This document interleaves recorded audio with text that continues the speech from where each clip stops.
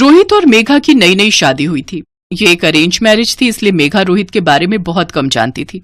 शादी की अगली सुबह मेघा मंदिर की आरती लेकर अपने सास ससुर और रोहित के पास गई। जय माता दी। मम्मी जी ये आरती। जीती रहो बहू। पापा जी। जय माता दी, सदा खुश रहो बेटा। सुनिए, ये आरती तो लेते जाइए। मेघा, मैं भगवान पर विश्वास नहीं रखता। ये आरती वगैरह आज के बाद मुझे मत देना, समझ गई? रहने दे बहू, कोई फायदा नहीं। रोहित भगवान को नहीं मानता। हम दोनों ही हैं जो घर में पूजा पाठ करते हैं। वो बस पूजा में बैठ जाता है, लेकिन खुद पूजा नहीं करेगा। अब क्या करूं? मैं कैसे जाऊंगी? क्या हुआ बहू, तुम किस सोच में पड़ गई? वो मम्मी जी, मैंने मन्नत ली थी कि शादी के बाद मैं वैष्णो देवी की यात्रा पर जाऊंगी, पर अब कैसे होगा? रोहित तो। चिंता मत करो बहू, रोहित तुम्हारे साथ वैष्णो देवी यात्रा पर जरूर जाएगा। वो खुद पूजा ना करे, पर उसने तुमसे शादी की है तो उसे एक पति की सारी जिम्मेदारियां निभानी होंगी। मैं तुम दोनों की टिकट आज ही करवा देता हूँ। अभी तुम यात्रा पर जाने की तैयारी करो, बाकी सब मुझ पर छोड़ दो। Thank you mummy ji. Thank you papa ji. Megha खुश हो जाती है और वैष्णो देवी जाने की तैयारी करने लगती है। रोहित का मन नहीं था कि वो वैष्णो देवी यात्रा पर जाए, पर मेघा और मम्मी पापा के कहने पर वो साथ जाने के लिए तैयार हो जाता है। दोनों कटरा पहुंचते हैं। एक रूम लेकर वहां सामान रखकर वो यात्रा के लिए निकलते हैं। आपको पता है रोहित, मैं जब बहुत छोटी थी तो मम्मी पापा के साथ वैष्णो देवी यात्रा पर आई थी, और जब तुमसे मेरी शादी की बात चली तो मैंने माता रानी से कहा था कि आज जब मेरी शादी हो जाएगी तो मैं सबसे पहले आपके द्वार पर ही आऊंगी। और देखो, आज मेरी मन्नत पूरी हो गई। मैं वैष्णो देवी की यात्रा पर आ गई। Thank you Rohit. हाँ, आना तो था ही। अब तुमसे शादी जो हुई है, पर कुछ भी कहो मेघा, मैं भगवान को नहीं मानता। मुझे लगता नहीं कि भगवान है। देखो, हम दोनों बेकार में थके हुए यहाँ आए हैं। इतनी लंबी चढ़ाई करेंगे, वो भी पैदल। इससे तो अच्छा मैं तुम्हें कहीं अच्छे हिल स्टेशन पर ले चलता। पता है वहां कितना मजा आता। क्या तुम बेकार में यहाँ थकने के लिए आ गई हो यार? और साथ में मैं भी थक गया हूँ। ना तुम्हें यहाँ का कुछ पता है ना मुझे। साथ साथ चलना, इधर उधर हो गई तो फिर कहाँ ढूंढता रहूंगा। रोहित, माता रानी के होते हुए हम पर कोई संकट नहीं आएगा। देखना, हम आराम से अपनी यात्रा पूरी करेंगे। हाँ हाँ, देखा जाएगा। अभी तो यात्रा शुरू हुई है, देखते हैं रास्ते में क्या होता है। चलो अब चलते हैं। रोहित और मेघा वैष्णो देवी की चढ़ाई शुरू करते हैं। रास्ते में थोड़ी थोड़ी जगह पर रुकते आराम करते वो दोनों आगे बढ़ते रहे। मेघा जय माता दी बोलती जा रही थी। रोहित कुछ मिनटों के लिए वहीं बेंच पर बैठ गया। तभी बहुत सी भीड़ में लोग जय माता दी बोलते हुए आगे बढ़े। मेघा ने सोचा रोहित साथ चलने लगा है। वो भी आनंद के साथ उन लोगों के साथ जयकारा लगाते हुए आगे बढ़ने लगी। रोहित को जब मेघा दिखाई नहीं दी तो वो घबरा गया। मेघा कहाँ गई? मेघा, मेघा कहीं आगे तो नहीं चली गई? थोड़ा आगे जाकर देखता हूँ। रोहित ने मेघा को बहुत ढूंढा, पर मेघा उसे कहीं दिखाई नहीं दी। तभी रोहित की नजर उस भीड़ पर जाती है जो थोड़ी देर पहले रास्ते से गुजरी थी। रोहित उस भीड़ के पास जाता है और मेघा को भीड़ में ढूंढता है, पर मेघा उस भीड़ में नहीं थी। भैया, मेरी वाइफ आप लोगों के साथ ही आगे चल रही थी। उसने पीले रंग का सूट पहना हुआ है। आपने कहीं देखा है? नहीं भैया, मैंने तो नहीं देखा। बहन जी, आपने पीले रंग का सूट पहने और लाल चुन्नी ओढ़े हुए मेरी वाइफ थी, उसको कहीं देखा है? वो भीड़ के साथ ही चल रही थी। नहीं भैया, मैंने भी नहीं देखा। रोहित की घबराहट बढ़ती जा रही थी। मेघा उसे कहीं नहीं मिली। बहुत देर तक वो आते जाते लोगों से पूछता रहा। मेघा का फोन भी स्विच ऑफ आ रहा था। शाम होने को आ रही थी। लोग चढ़ाई चढ़ रहे थे। रोहित परेशान हो गया और उसकी आंखों से आंसू बहने लगे। तभी उसके मम्मी पापा का कॉल आ गया। हेलो रोहित बेटा, क्या हुआ? बहुत देर से फोन मिला रहे थे, तुम फोन नहीं उठा रहे थे। सब ठीक तो है ना? बहू का फोन भी स्विच ऑफ आ रहा है। माँ, हाँ सब ठीक है। वो तेरी आवाज से लग रहा है तू हमसे कुछ छुपा रहा है। बता मेरे बेटे, क्या हुआ? तुझे मेरी कसम है। रोहित बेटा, बहू कहाँ है? कुछ तो बताओ। पापा, मैं और मेघा चढ़ाई कर रहे थे, तभी पता नहीं मेघा कहाँ खो गई।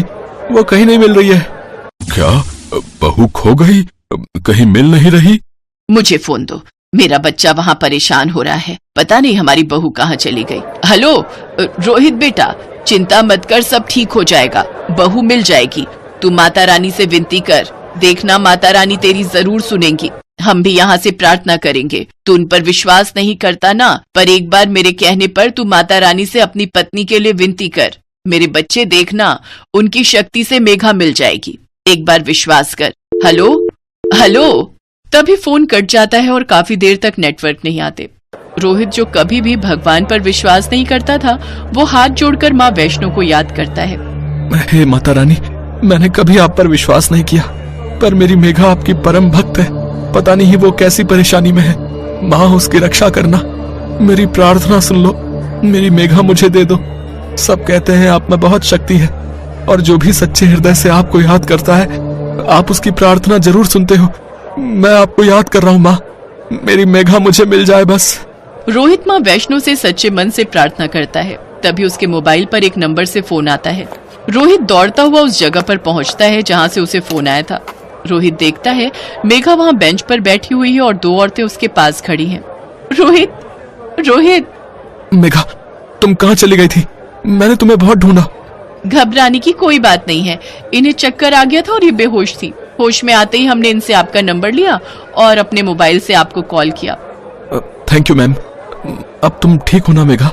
हाँ रोहित, मैं ठीक हूँ। पता नहीं चलते चलते मैंने पीछे मुड़कर देखा तो तुम मुझे कहीं नजर नहीं आए। मैं घबरा कर रोने लगी। घबराहट में मैं बेहोश हो गई, मुझे पता ही नहीं चला। फिर जब होश आया तो इन्होंने मुझे संभाला और मैंने इन्हें तुम्हारा नंबर बताया। माता रानी के आशीर्वाद से तुम मुझे मिल गए। तुम ठीक कह रही हो मेघा। माता रानी के आशीर्वाद से ही तुम भी मुझे मिली हो। मैंने माँ से प्रार्थना की थी कि तुम मुझे मिल जाओ, और सचमुच उनके चमत्कार से तुम मुझे मिल गई। मेघा, मैं विश्वास नहीं करता था माँ पर आज उनकी शक्ति को देखकर मैं उन पर विश्वास कर सकता हूँ। वो बहुत दयालु है, वो सबकी प्रार्थना सुनती है। जय माता दी। जय माता दी। माता रानी के प्रति रोहित का विश्वास जाग गया था। वो दोनों मिलकर भवन पर माता रानी के दर्शन करते हैं और खुशी खुशी यात्रा पूरी करके घर लौटते हैं। अपने बेटा बहू को सही सलामत घर वापस देखकर उनके माता पिता भी बहुत खुश थे। अब रोहित भी अपने परिवार के साथ साथ भगवान की पूजा करता, भगवान के मंदिर जाता। अपने जीवन में आई इन खुशियों के लिए मेघा देवी माँ को धन्यवाद कहती है। गीता एक गरीब बुढ़िया थी जो हमेशा देवी माँ की पूजा किया करती थी। गीता के बेटा बहू एक एक्सीडेंट में चल बसे। फिर उसकी पोती उसके पास ही रहने लगी। अब उसकी पोती भी बड़ी हो चुकी थी। गीता अपनी पोती की शादी करना चाहती थी तो वो देवी माँ से कहती है, हे देवी माँ, मेरी पोती अब बड़ी हो गई है। मैं चाहती हूँ इसके योग्य वर मिले। मैं इसके हाथ पीले कर दूंगी और मैं अपने फर्ज से मुक्त हो जाऊंगी। हे माँ, मेरी बेटी की शादी जल्दी ही हो गई तो मैं नवरात्र के सारे व्रत रखूंगी। गीता ऐसा बोलकर माता के चरणों में प्रणाम करती है और उठकर चली जाती है। तभी उसकी पोती उससे कहती है, दादी माँ, आप देवी माँ की इतनी भक्ति करती हो, क्या देवी माँ आपकी विनती सुनती हैं? क्या एक बार में ही लोगों की बात सुनती हैं क्या? हाँ बेटा, देवी माँ सबकी विनती सुनती है, वो मेरी भी जरूर सुनेगी। और बेटा, तुम्हें भी देवी माँ की पूजा करनी चाहिए और उनसे आशीर्वाद लेना चाहिए। दादी माँ, मैं तो नहीं जानती कि देवी माँ सबकी सुनती है या नहीं, पर अगर आपका उन पर इतना अटूट विश्वास है तो मैं भी उनकी पूजा जरूर करूंगी। बहुत अच्छे मेरे बच्चे, तो अब देखना देवी माँ तुम्हारे जीवन को कितना सुंदर बना देंगी और जल्द ही एक योग्य वर से तुम्हारी शादी करवा देंगी। ऐसा कहकर गीता सो जाती है। तभी रात में उसे यमदूत जी दिखाई देते हैं और गीता से बोलते हैं, गीता, चलो मेरे साथ, हम तुम्हें लेने आए हैं। आप कौन हैं? मुझे अपने साथ क्यों लेकर जाना चाहते हो? हम यमदूत हैं और हमें यमराज जी ने तुम्हारे प्राण लेने के लिए भेजा है। अब तुम्हारा समय पूरा हो चुका है, इसलिए हम तुम्हें लेने आए हैं। यमदूत जी, ऐसा न कहें। मेरी पोती विवाह योग्य है और उसका इस दुनिया में मेरे अलावा कोई नहीं है। अगर आप मुझे अभी लेकर चले गए तो मेरी पोती की शादी कैसे होगी? मैं चाहती हूँ मेरी पोती की शादी मेरी आंखों के सामने हो जाए, जिससे उसे बाद में कोई परेशानी ना हो।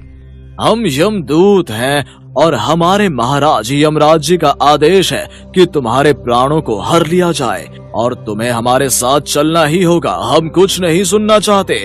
वैसे भी यमराज जी के फैसले के विरुद्ध हम नहीं जा सकते। मैं तुम्हारे साथ अभी नहीं जा सकती, मुझे मेरे फर्ज पूरे करने हैं। तुम्हें मेरे साथ चलना ही होगा, या तो प्यार से, अन्यथा जबरदस्ती। नहीं नहीं, महाकाली मेरी रक्षा करो। आप तो जानती हो मेरी पोती का मेरे अलावा कोई नहीं है।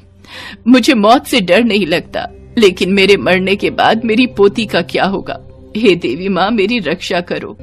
गीता, हमारी बात मान लो, हम कल के दूत हैं, तुम्हें हमारे साथ चलना होगा।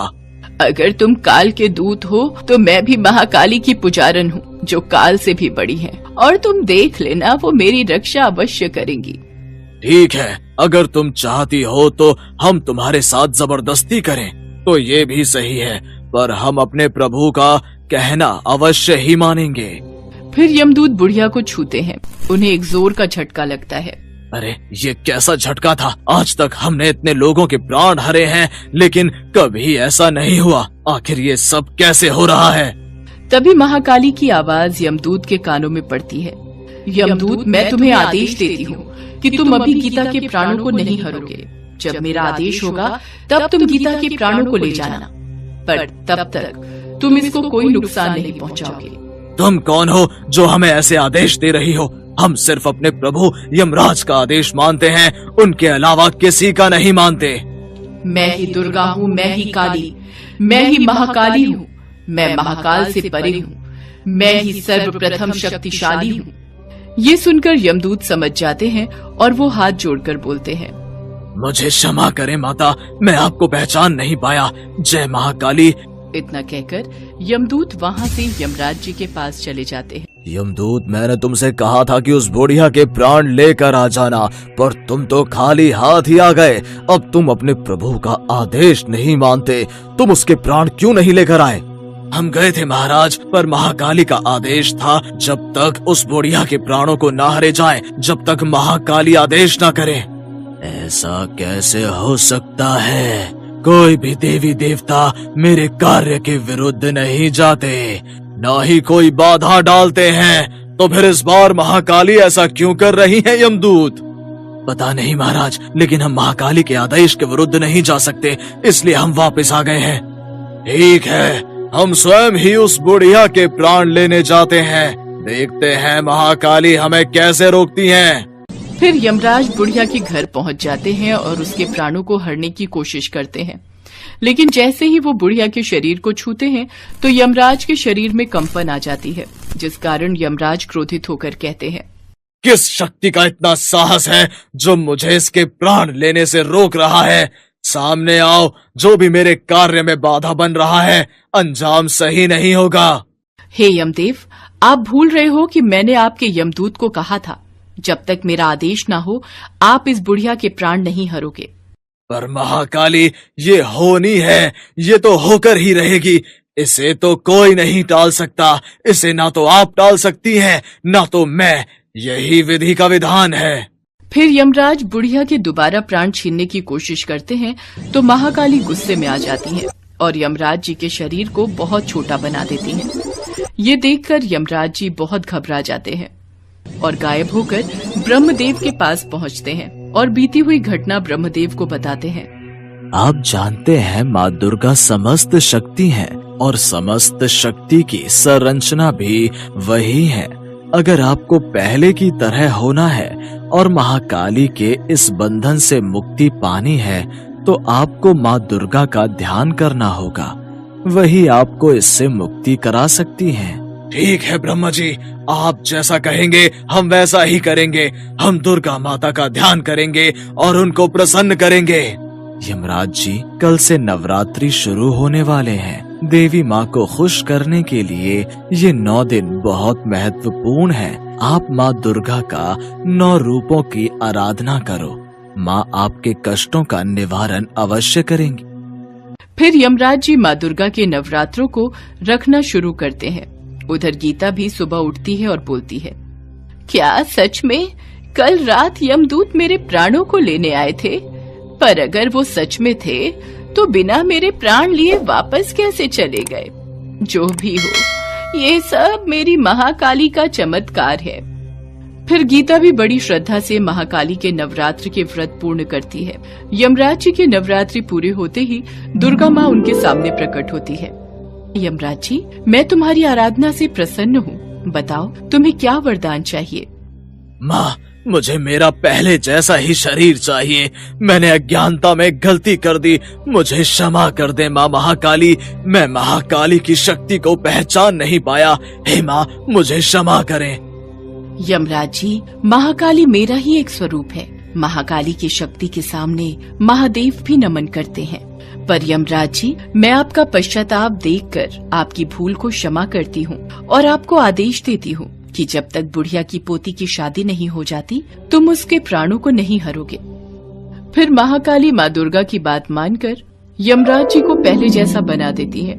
फिर कुछ ही दिनों में बुढ़िया को एक अचानक वर मिल जाता है और वो अपनी पोती की शादी कर देती है। फिर यमराज जी बुढ़िया के सामने प्रकट होते हैं।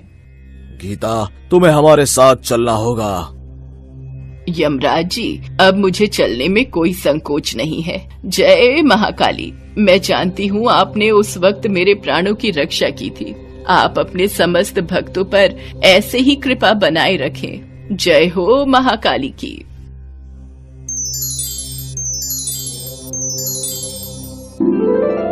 इस वीडियो को लाइक करें, हमारे चैनल को सब्सक्राइब करें और बेल आइकन जरूर प्रेस करें हमारी न्यू वीडियो सबसे पहले देखने के लिए।